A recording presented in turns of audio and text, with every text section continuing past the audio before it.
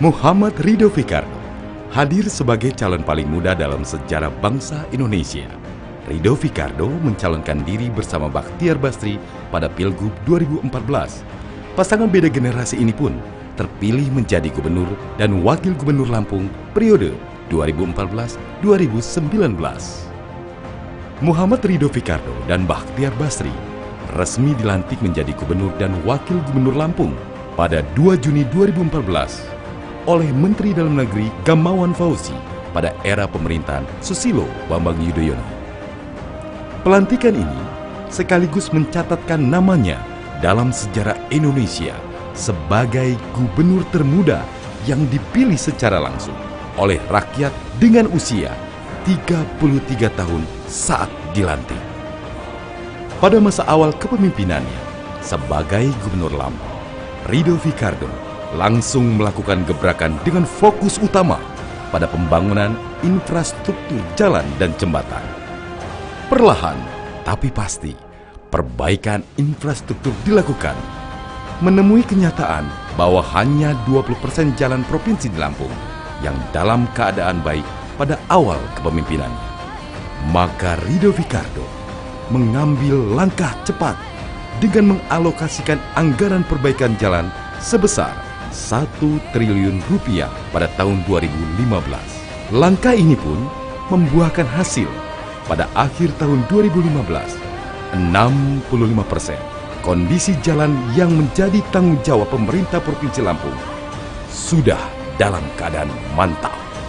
Secara bertahap, perbaikan dan pembangunan infrastruktur jalan dan jembatan terus dilakukan hingga tercapai target kemantapan jalan sebesar 85% di tahun 2019.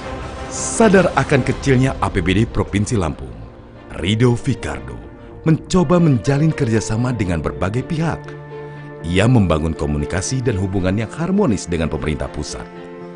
Langkah tersebut berbuah manis di tahun pertama kepemimpinannya. Provinsi Lampung langsung mendapatkan perhatian khusus dari pemerintah pusat. Bahkan, Presiden Jokowi datang hingga 3 kali ke Lampung dalam 1 tahun pemerintahannya. Komunikasi yang baik membuat Lampung dipercaya pemerintah pusat menjalankan pembangunan untuk menopang ekonomi nasional.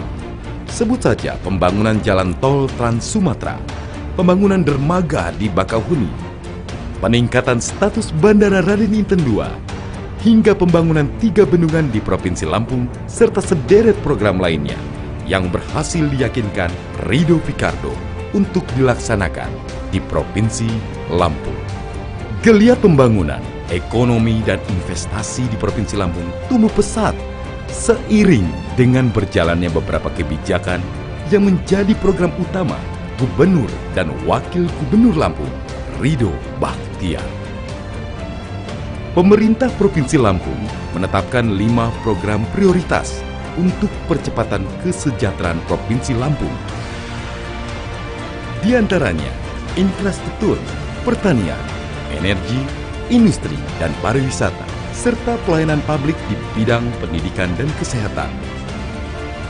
Dibarengi dengan pembangunan sistem logistik nasional, yakni jalan tol Trans Sumatera, Ridho membagi 3 klaster pembangunan Provinsi Lampung, yakni di bagian timur Lampung sebagai daerah industri, di bagian tengah sebagai kawasan ketahanan pangan, dan di bagian barat sebagai daerah kawasan wisata. Pada sektor pertanian, dilakukan pembenahan dengan dibentuknya tim percepatan pembangunan pertanian.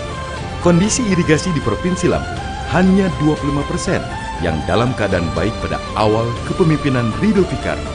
Sehingga hal ini mendorong pemerintah Provinsi Lampung untuk melakukan pembenahan secepat mungkin.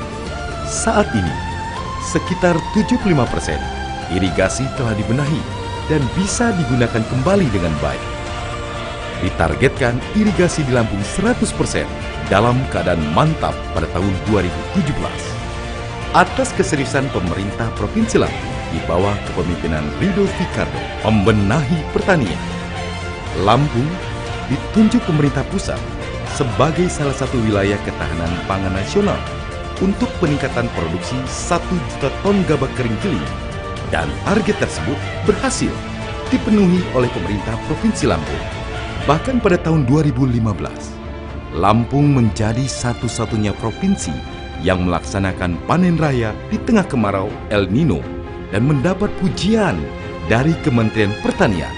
Berkat keseriusan Ridho Fikardo membangun pertanian, Provinsi Lampung memperoleh 5 penghargaan Adikarya Pangan Nusantara dari Kementerian Pertanian. Ridho Fikardo yang mengemban amanah sebagai Gubernur Lampung juga jalankan fungsinya sebagai ambasador Lampung. Pendekatan kepada para investor dalam dan luar negeri menghasilkan capaian investasi Lampung yang melonjak dan melebihi target. Sektor kesehatan juga tak kalah mendapatkan perhatian yang serius dari Gubernur Lampung. Ridho Fikardo melakukan langkah konkret dengan melengkapi beberapa alat kesehatan yang dibutuhkan oleh Rumah Sakit Umum Daerah Abdul Muluk. Pembangunan rumah singgah di Jakarta untuk masyarakat Lampung yang berobat juga difasilitasi pemerintah Provinsi Lampung, dan pembangunan rumah sakit di daerah wisata seperti pesisir barat juga ia dukung. Bentuk keseriusan Ridho Fikardo pada dunia pendidikan salah satunya nampak pada rencana pemerintah Provinsi Lampung yang akan menggratiskan biaya pendidikan di tingkat SMA di seluruh Lampung pada tahun 2017. Hal ini ia konsepkan untuk menyiapkan sumber daya manusia Lampung yang lebih kompeten dan menjamin pendidikan anak-anak Lampung. Ia juga menganggarkan anggaran sebesar 30 miliar rupiah untuk tunjangan sebanyak 16.670 guru honor pada tahun 2015, dan program ini akan dilanjutkan pada tahun-tahun selanjutnya. Untuk memangkas disparitas atau kesenjangan sosial di tengah masyarakat, terutama di wilayah desa, Ridho Fikardo meluncurkan program Gerakan Membangun Desa Sai Bumi Ruai Jurai atau Gerbang Desa Saburai. Gerbang Desa Saburai diluncurkan dengan memberi bantuan dana sebesar 100 juta rupiah kepada desa yang dianggap masih tertinggal. Dengan target pada tahun 2019, 380 desa miskin yang ada di Lampung akan menjadi desa yang sejahtera dan mandiri. Program ini diharapkan bisa membantu meningkatkan kesejahteraan dan kemandirian masyarakat desa, sehingga masyarakat Lampung bisa maju dan sejahtera baik di kota ataupun yang di desa. Selain mengandalkan pertanian, keunggulan komparatif strategis Provinsi Lampung juga dimanfaatkan. Salah satunya pada wilayah barat Lampung, ia fokuskan menjadi kawasan pariwisata. Pariwisata diharapkan mampu menjadi ujung tombak ekonomi Lampung ke depannya. Selain memperbaiki infrastruktur dan bandara guna mempermudah wisatawan berkunjung ke Lampung, Ridho gencar mencari investor dan menggandeng pemerintah pusat untuk membangun pariwisata Lampung, serta membuat beberapa area wisata premium dan menguatkan desa-desa sekitar. Ridho Fikardo mengkonsepkan pula kawasan wisata seperti Pantai Barat dan Teluk Lampung.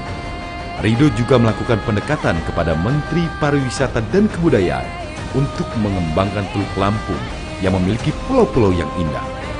Berpadu dengan eksotisnya Gunung Krakatau, Taman Nasional Bukit Barisan, dan Taman Nasional Waikambas, sehingga Lampung bisa menjadi kawasan ekonomi khusus pariwisata.